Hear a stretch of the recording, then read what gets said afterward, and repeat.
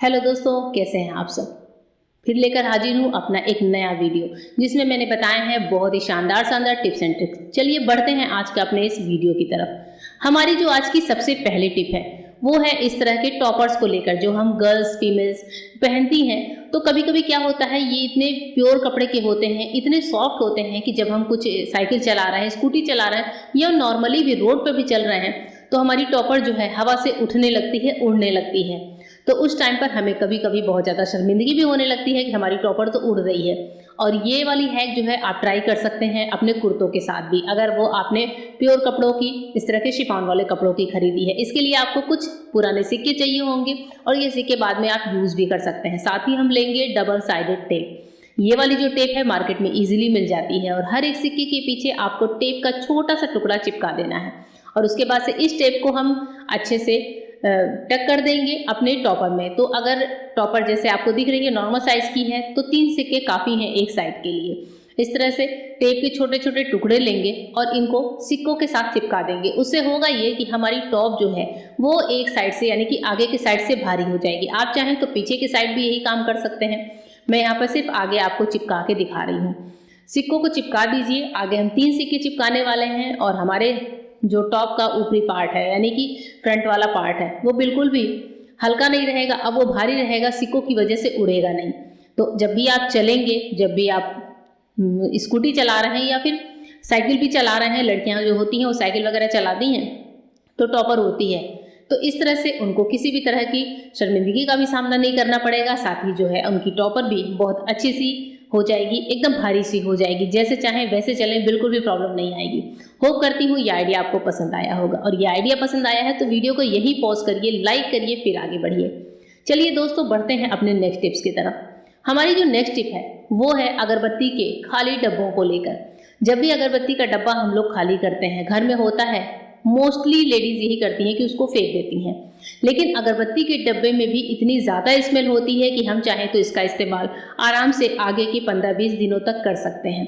या आप इसको चाहे तो किसी अलमीरा में रख सकते हैं यानी कि कपड़े की अलमीरा में। पर कुछ लोगों को कपड़े की अलमीरा में अगरबत्ती की स्मेल पसंद नहीं होती है, तो मैं क्या करती हूँ, इसको अपने किचन में यूज़ करती हूँ। किचन में जहाँ पर भी हमारे किचन कैबिनेट्स हैं, जहाँ पर मैं अपने मसालों डिब्बों वगैरह की स्टोरेज करती हूँ, वहाँ पर इसको रख देती हूँ। जैसे मैंने यहाँ पर मसालों वाले कैबिनेट में इस डब्बे को रखा हुआ है और जब भी मैं इस कैबिनेट को खोलती हूँ तो बहुत अच्छी ही भीनी भीनी सी स्मेल मुझे मेरे डब्बों से आती है।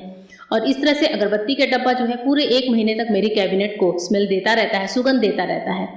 टिप कैसी लगी कमेंट करके जरूर बताइएगा। चलिए बढ़ते हैं नेक्स्ट टिप की तरफ। हमारी जो नेक्स्ट टिप है वो भी किचन कैबिनेट्स को लेकर है। हम लोग दिवाली की सफाई कर रहे हैं लेडीज आजकल, और मैं क्या करती हूँ, बर्तनों से क्या होता है दोस्तों, स्क्रैच आ जाता है। जो हम लोग पेंट वगैरह लगाते हैं, जो पेंटिंग की हुई होती है या सनमाइका लगी होती है, बर्तनों से उस पर स्क्रैचेज आ जाते हैं। तो मैंने क्या किया है, हमारे पास जो इस तरह की मोटी बेडशीट्स होती हैं, अक्सर सबके घरों में ऐसी बेडशीट्स होती हैं या पुराने टॉवेल होते हैं जिनका हम इस्तेमाल भी नहीं करते और जो किसी को देने लायक भी नहीं होते। तो बर्तनों से स्क्रैच ना पड़े उसके लिए आप इन टॉवेल्स के छोटे छोटे टुकड़े काट लीजिए, बेडशीट के छोटे टुकड़े काट लीजिए और जहाँ पर भी आप बर्तन रखते हैं उन जगहों पर इनको बिछा लीजिए, अच्छे से बिछा लीजिए। पूरे साल ये बिछे रहेंगे, सिकुड़ेंगे नहीं। और जब हम नेक्स्ट दिवाली सफाई करेंगे या फिर बीच में भी सफाई करेंगे तो इन कपड़ों को आप एक बार वॉशिंग मशीन में डाल दीजिए, अपने हाथों से साफ कर लीजिए और वापस से बिछा लीजिए। मैंने अपने पूरे किचन में इस तरह के कपड़ों को बिछा कर रखा हुआ है। देखिए मैं आपको दिखा रही हूँ अलग अलग कैबिनेट्स में। तो मैंने कुछ में बेडशीट बिछाई है, 1-2 में टॉवेल बिछाया है, साथ ही 1-2 में ये नॉर्मल वाले जो बेडशीट होते हैं कॉटन के, वो भी पुराने हो जाते हैं, वो भी बहुत काम आते हैं, तो उनको भी मैं बिछा के रखती हूँ। तो यहाँ पर मैंने नॉर्मल कॉटन के बेडशीट बिछाए हैं, तो सब्जियों वाली टोकरी के नीचे भी इवन मैंने बिछा दिए हैं। इससे न्यूज़पेपर क्या होता है, जो बार बार सिकुड़ता है और जिस वजह से हम परेशान होते हैं, तो वो झंझट खत्म हो जाती है। साथ ही हमारे कपड़ों का रीयूज़ भी हो जाता है।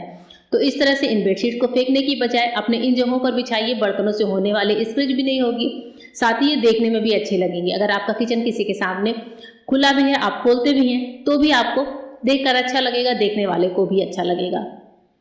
टिप्स कैसी लगी है दोस्तों जरूर बताइएगा।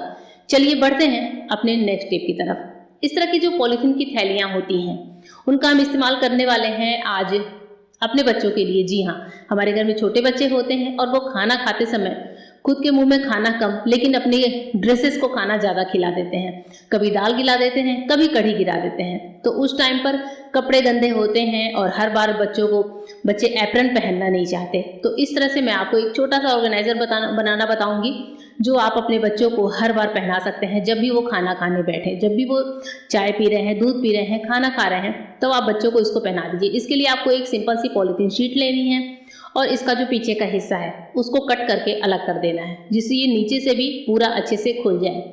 उसके बाद से जब भी आपके बच्चे खाना खाएं, और हाँ ध्यान रखिएगा पॉलीथीन का जो ऊपर वाला पार्ट है उसको हमें कट करके अलग नहीं करना है। इसको हम ऐसे ही रखेंगे, ये बच्चों के बाजू का काम करेगा। उसके बाद से जब भी हमारे बच्चे खाना खाने बैठें तो बच्चों को ये पॉलीथीन सबसे पहले पहना दीजिए। दोनों हाथ उनके ऊपर वाले बाजू में डालेंगे और इस तरह से पॉलीथीन चूंकि चौड़ी है तो बहुत आसानी से बच्चों के सर में भी आ जाती है। अब बच्चे खाना खाएंगे तो दाल गिरे, सब्जी गिरे, आपको टेंशन लेने की जरूरत नहीं है।